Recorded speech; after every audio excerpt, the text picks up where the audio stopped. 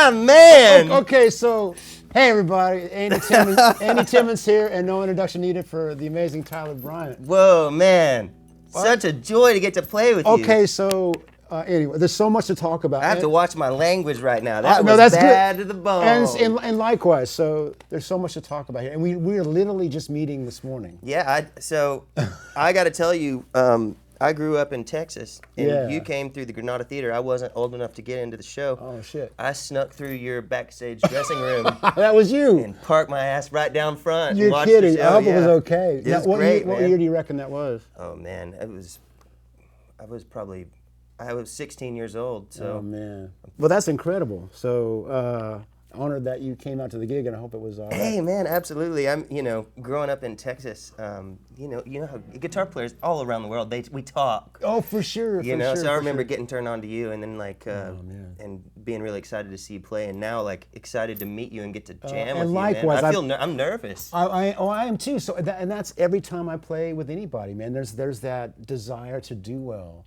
Yeah. And you never know if the chemistry's going to be there. But we played 2 notes together right when we walked in the room, sat down, and said, "This is going to be good." Man, yeah. And it's about time. It's about time and knowing how to play.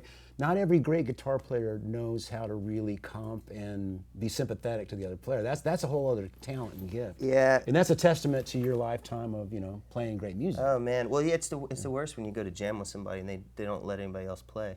There's that, or that they comp so loudly or profusely that there's really no room to say anything. Yeah. So we provide the foundation of what we'd love to hear for ourselves. Yeah, so man. You've got such a great tone, man. Man, your technique with your little whammy bar there is fantastic. that's kind of a recent thing because normally this guitar is 30 years old, crazily enough. Is this your main guitar? Since 1994, this is the prototype they built for me. And I've got, a bunch of great other signature guitars along the way, but this is kind of my whoopee. And if I'm in a situation where I need my home turf, this is my guitar. Dude, so you're a humbucker in the back guy too? Always have been. Because I love the traditional Strat design. I've got a few vintage things. And I still play them and I love them, but I couldn't do a whole gig. Yeah, same. I've got to have, if I want a fat worm, if I want to go to that.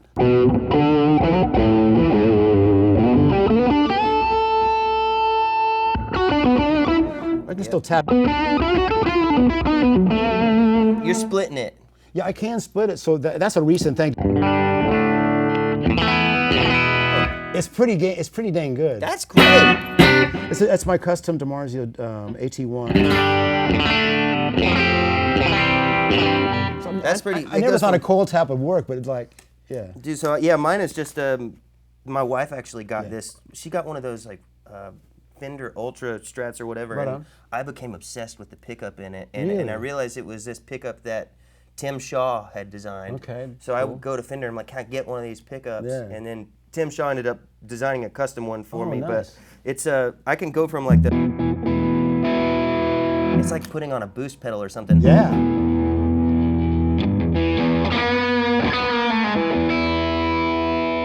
Yeah, I really love the humbucker and a Strat because you're hanging out with you got a Gibson guy on stage or something, and I know. You gotta have the oomph, and that's the way I always. Because I don't know how EJ does it. Yeah, he's always been the marvel. How do you get that tone out of a single coil pickup? And it was the same with Jeff Beck, Yeah, for sure. And so the bridge I was getting back, it was on the deck for the first 25 years. And I decided maybe I'll give it a little float because I'd always have a guitar that was like minor third up on the G just to get the. But now it's just barely. I can go. So it can be a real. I can make that my ringtone. That's beautiful. Part of that's the halo too. Give me that little. So you're not using? Are you using reverb, or is that just? Never any reverb. So if I turn this off, that's what we work so hard on. Because all my old favorite, some of the analog stuff and some of the tape echoes, when you get it just right, it just gives you that air and that bed. So this is just a single. But my go-to is the kind of the signature halo tone. Whoa.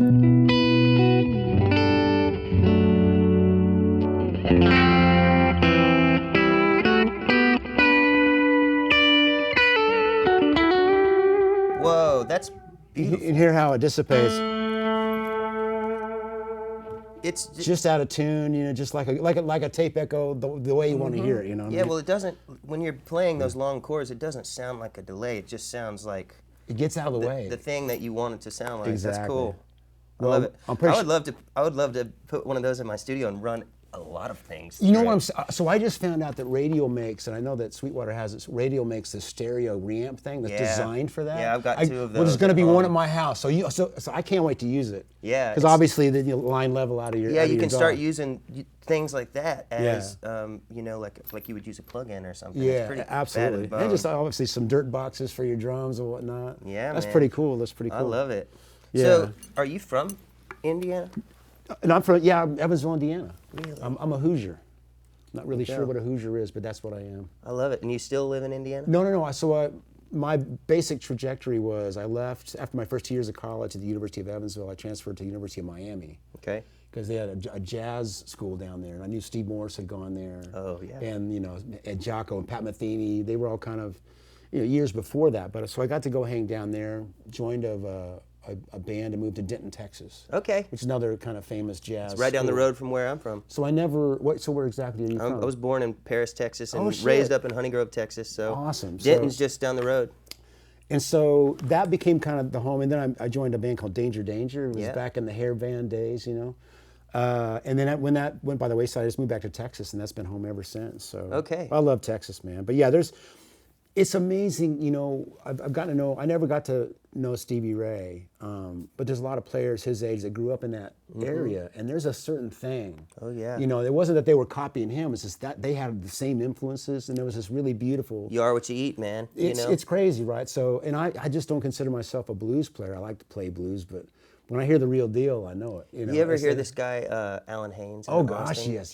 He used to play Dallas quite a bit. Yeah, I mean, him and Jim Suler would do gigs together all the well, I time. love Jim as well. Oh, he's great. I just had I love Jim come to my studio in Nashville and do a track, and killing, man. bad. We're gonna do a show together early next year. We're gonna. I get love together. Jim, but man, I'll tell you, I went to the Dallas Guitar Show with a friend when I was a kid, and I saw Alan Haynes, and he never said his name. Yeah. And he said, "I play in Austin. You know, everybody come see me." man. And I convinced my dad to drive me to Austin. We drove up and down 6th Street with the windows Find down him? until I heard no. him, and I was like, "That's the dude." And That's sure killer. enough, he was there with his old red Strat. Got that old Strat, which I think he got from Stevie. Yeah, well, That's the story. And I think Eric Johnson owned it at one point. Oh, man. And Johnny Winter owned it at one point. This is a good lineage. This is like, hey Fender, please replicate this Strat. Yeah, no doubt. It's got a thing, right? Yeah, it's got a thing. And that night, Yeah. he was playing at this club on 6th Street, and I couldn't get in. Yeah. And Sneak into the dressing room. I should have, man. I'm telling you, I was desperate to Yeah. consume, Yeah. you know, what all you guys were doing. And, Oh, for sure, man. And Alan saw me standing on the street, and he came out he had a long cable. He came out and played a solo for me on the street. That's a good dude, man. How Man, cool I is was that? thrilled. That's beautiful, man. So now, obviously, you've gone and you've opened for huge bands. You've got a great band and solo career. But who are some heroes you've met along the way that you've gotten to play with where you just would never dream that would happen? Man. This must be a bunch. And you said you just had David Grissom in the studio with you. Yeah, that was far out, you know, Love because I David used Grissom, to put man. Storyville on driving to Oh school. man, And he is just one of the greatest tone meisters of all time, man. Man, And just he such a was. sweet, sweet player. And he was, you know, so we were working on this record with Rodney Crowell. Oh, and man, right and on. I told Rodney, I said, I don't want to be the only guitarist on the session. Nice. If I'm producing, I want to have someone else Yeah, that's yeah. like competent, you know? Yeah, exactly. Oh man, and, come on. and he's like, what about David Grissom? I said, yeah, dude. And Awesome. he came in with his signature Paul Reed Smith amp and his guitar. And the thing that I was most amazed with him was he was transposing stuff to like his baritone and wow. and doing all these different styles. But yeah, David was amazing. And then, I mean, for me, my pinnacle was always Jeff Beck. Oh, for sure. And I got to go out and do some touring with him. Oh, dude, that's incredible. And That's incredible. He was man. so nice, man. It was the first He's a time sweet I ever cat. got to ride on a bus, Oh, you know, because man. I started out following. So what year would that have been? What tour? It was the Emotion and Commotion tour. That's 2011. my favorite Jeff Beck record. Yeah. I kind of think of his whole trajectory, which I always say he could have stopped after Shapes of Things and still been on Mount Rushmore for me. Yeah. You know, if there was a Mount Rushmore of guitar players. But he just kept going and he kept evolving. And he's the one that showed us the way, like, just don't sit still, man. Keep evolving. Yeah. And I only saw him for the first time in 1999. You know, people always say, "Oh, you got to see him live." Yeah. And I liked the records. I had 3 older brothers, and so there's everything from the Jeff Beck group forward, and Yardbirds was always in the house. Yeah. So I kept hearing it, but I got influenced by the next generation, Steve Lukather. Yeah, I love and different, I love and Luke even too. Ace Frehley, you know. But Luke's probably my biggest influence. But then after Luke, everybody comes into play, the whole world. Well, but like Luke was, you know, I've you know, as far as like guys that can kind of like come close to sounding like Jeff, Luke can do it really well. He can really do it, yeah. But I just love Luke when he's being Luke. You Me know, too, because man. What I loved about him, what I got the most from him was his just complete control of time and where he placed the note. And confidence. No, that's just a complete integrity and intention, right? Yeah. And you could just feel it in the playing. And so much of that was live, one take, two, you know, it's just back in the day, man, they were just capturing the magic like they did. And so it's been great to get to know him over the years. But I'd stalk him at NAMM shows and handed him my first CD. So this was like in 1995 at a NAMM show. We'd met a couple times, but nothing memorable. But I handed him my CD, I had written my phone number on the back. And about 2 weeks later, I get this message on my phone machine. It's like, "Dude, I hate you. You suck." And he left the longest, sweetest message. And I was in tears. I couldn't believe my hero. I love that, acknowledged me, man. But getting back to Jeff, when I saw him that first time, again, I'd had the records, but I went to this show, and I'd never been so moved in my life by any musical performance. Yeah. And the ballads, I'm in tears, and then everything had such, like we're talking about Luke, there was such authenticity and energy and conviction that's what it's all about. It kind of reminded me, that means everything. Yeah. Not playing something by rote, but playing it safe. Even in like, so I made it a point when I was out on that tour to never miss a sound check. So I would sit Indian style on the side of the stage, and like Jeff would come out, and even when he would just hit a chord, you're like, he's hitting it with so much intention. And that's the thing, you have that, and like Luke has that, and it's really just being intentional, you know, like realizing like this thing can make people feel a lot of different ways. Dude, and how do I want them to feel? That's incredible. But yeah, that was a So how many days did you do with him? It was a lot. It was like probably 35, 40. Oh, man. And I was following in a van. What a blessing for your life, man. It was one of the greatest experiences I love that of so my much life, for you. man. That is so beautiful. I was following in a van, and then he was like, "You can, you know, leave your van in Nashville. You can ride on a bus."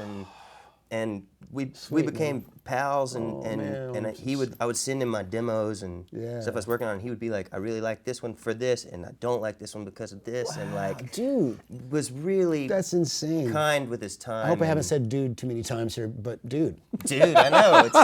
I mean, these are magical things. I took some of my friends though. One of the last shows he did in Nashville, you know, he always had a Marshall cab pointing away from the audience. Right. And I took some of my buddies, and we sat Indian style behind it, and just How took a loud- bath. How loud was he playing? Loud. I would expect so. Yeah, man. What was the main head though? Was it that like those small Fenders, or was it kind of Marshall head? At that point he was using one of those 50-watt. I forget the exact model, but it was like a 50-watt plexi. Oh, nice. Which I had tried to buy one of those from Marshall, and they said Jeff got the last one. So I wrote him and said, "Hey, dude, I was trying to get that amp," and he goes, "Ha ha." Oh shit! That's a sound guy. Oh man. Yeah. Well, I'm sorry for your loss. Oh man, I'm sorry for the whole guitar community's loss. I just thought he was going to be around at least another 20 years and keep going. You know. Dude, you know what bless him for doing what he's done for us. He gave us such a a wealth of things to wonder over for many years. Well, that's what's cool about records. You know, they live on. They do. Thank goodness for that. There was this tune on one of his last records called "Pull It."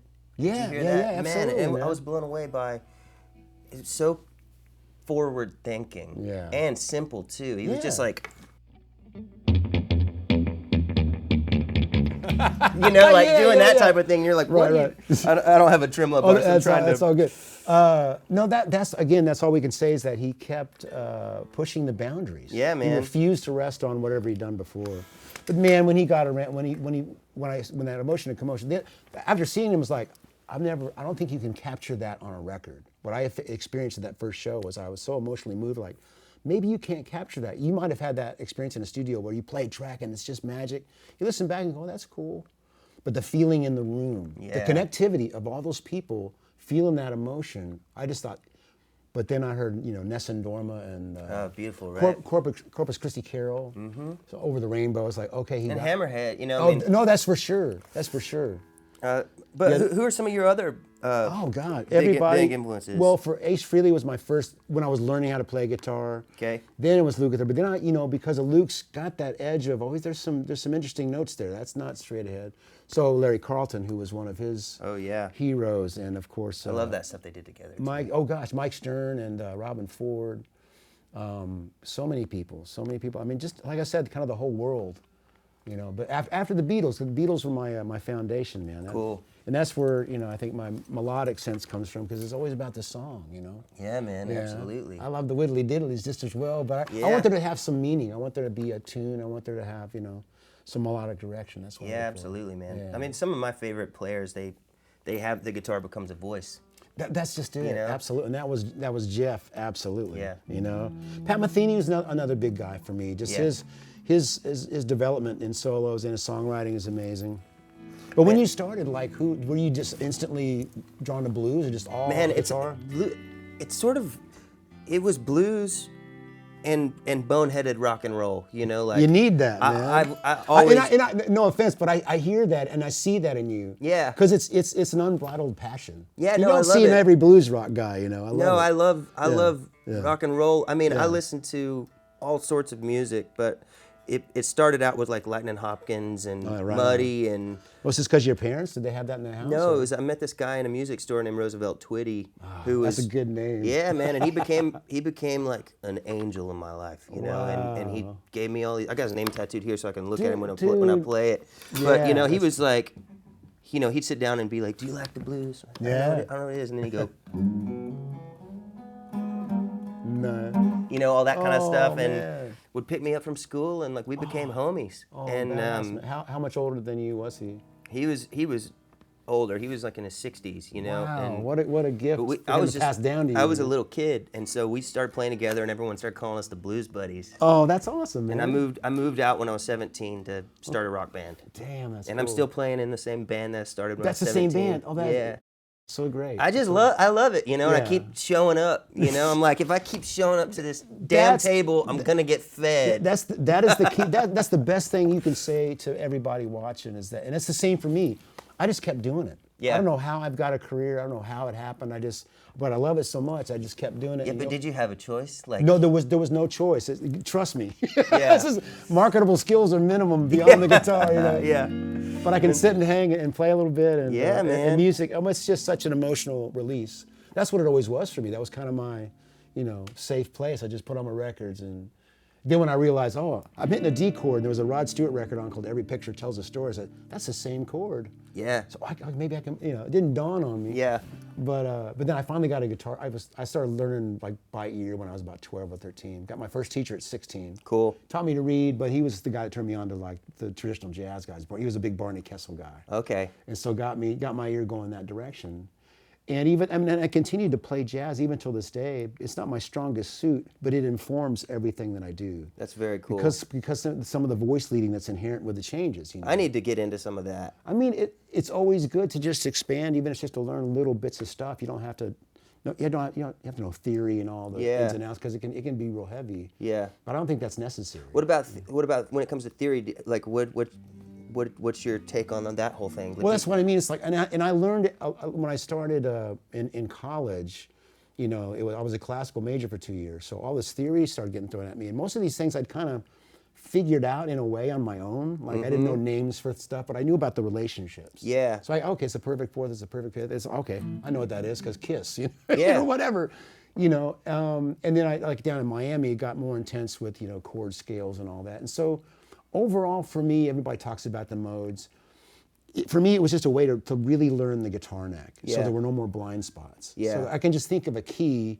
I may not think of the mode, but I kind of instinctively know where to go. But always the most important part is your ear. Yeah. And like you, to have somebody show you stuff. I'm sure you were picking stuff off of records or recordings or however you did it. That was by far my strongest suit growing up, was that I didn't have a choice. I had to learn it by ear. Yeah. And when you develop that relationship to hearing something and you can apply it to your instrument, then when it comes time to make your own music, you kind of have an idea of melodically what you want to tie together. Absolutely. So I mean, I say, yeah, theory can be helpful in some ways, but I think it can be hindering in some ways too. If you get a preconceived idea of what's correct, that may inhibit some creativity. Some of our favorite music was like, it's reckless. It's reckless and it's out there, and I think that's the rock and roll part of us. They're like, no, you should be able to do whatever you hear. Well, it's there's power in knowledge, but just because you know all the words doesn't mean you got to say all the words. No, exactly that. So, but how do you distill that? How do you instill that? Man, I love getting to hang out with dudes like you and just pick your brain. This is so cool. We have so much in common, even though I got a head start, but I'm still trying to learn, man. And you're inspiring the heck out of me, man. That's very cool. I love your playing so much, and what a path. Man, can I hear some more of that? Absolutely.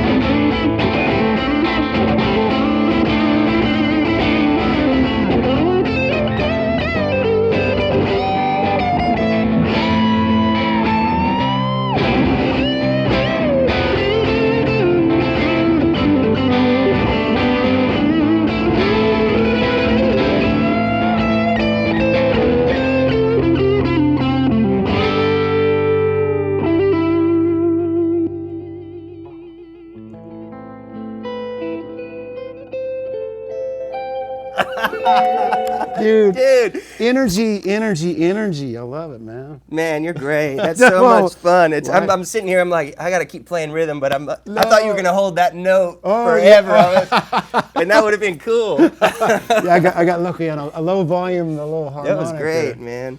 You know, some of that's the halo. It'll grab that thing sometimes and kind of get a vibe going. But yeah, man. Oh, it's so beautiful. It's great to get to hang out with you and play it a little bit. Yeah. Well, it's the beauty of some of these things. You know, when there's a trade show or Sweetwater's putting on this guitar fest, you get a lot of people in the same place, and there's these opportunities to exchange and meet. Yeah, absolutely. And hang a bit. Right on, brother. Man. Right on, brother. Well, guys, Sweetwater, thank you for this amazing experience to get to sit here and hear Andy play and hang out, man. Very, very cool. Great to get to kick it with you, man. The feeling is very mutual. Like I say, I was happy to meet you. It's so great to sit next to such a great musician, man, and to make music together. You know, that's the bottom line. Nobody's trying to out shred or anything. We're just like, yeah, let's play this music and see what happens. Yeah, it's so cool to get. It takes to kindred spirits to do that. So I feel that with you, brother. So if we shall do more. Absolutely, man. Yeah. Thanks to Sweetwater for all the help you give us over the years. We really appreciate y'all. Thanks for watching.